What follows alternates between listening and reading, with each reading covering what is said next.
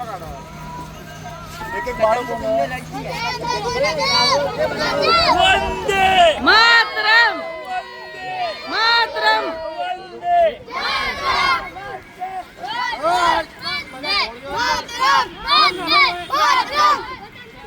ભારત માતા કી જય।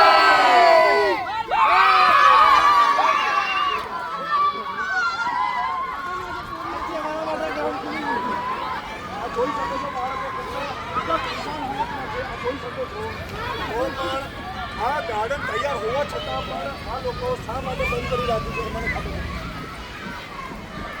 અમારી પ્રોપર્ટી અમારા ટેક્સના પૈસાથી અમે 5 રૂપિયાનું એક બિસ્કિટ લઈએ છીએ ત્યારે પણ અમે ગવર્મેન્ટ ડ્યુટી જીએસટી અમે ટેક્સ બધા ભરી રહ્યા છે। અમારા પૈસાથી આ બધું વસાવવામાં આવે છે અને અમારી સામે આ લોકો દાદાગીરી કરી રહ્યા છે કે અમે આવીને કરીને જ્યારે લોકાર્પણ કરશું, જ્યારે રિબિન કાપશું, કોઈ ઉચ્ચ અધિકારી આવીને કરીને જ્યાં સુધી રિબિન નહીં કાપે ત્યાં સુધી અહીંયા આપણે આ ગ્રાઉન્ડ આ ગાર્ડન આપણે ખોલવામાં નહીં આવે।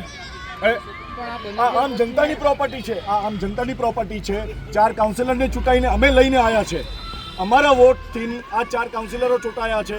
અમારા વોટથી આપણે શું કહેવાય એમએલએ ચૂંટાઈને આવ્યા છે અને તમે કહો છો કે કોઈ ઉચ્ચ અધિકારી આવશે એ રિબિન કાપશે, એના પછી આ છોકરાઓ માટે ગ્રાઉન્ડ અને ગાર્ડન ખુલ્લું કરવામાં આવશે। શા માટે? ગ્રાઉન્ડ તૈયાર થઈ ગયા એના પછી આ જે ગ્રાઉન્ડની હજી સુધી લોકાર્પણ નથી થયું એનું કારણ શું?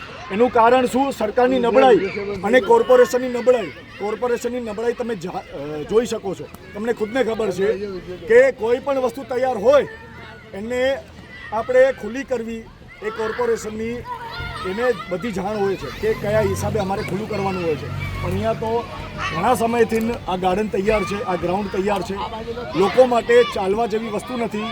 લોકો કહે છે કે ગાર્ડન તૈયાર છે, અમારે કે ચાલવું હોય છે ગાર્ડનની અંદર તોય અમારી જોડે કાંઈ સુવિધા નથી। આટલું મોટું ગાર્ડન તૈયાર હોવા છતાં પણ મને નથી લાગતું કે શા માટે બંધ છે। એટલે આ જોઈ શકો છો, આ ખુશાલ બાળકો જેમની ઉનાળાની રજા, જેમનું વેકેશન થઈ ગયું છે, આ જોઈ શકો છો।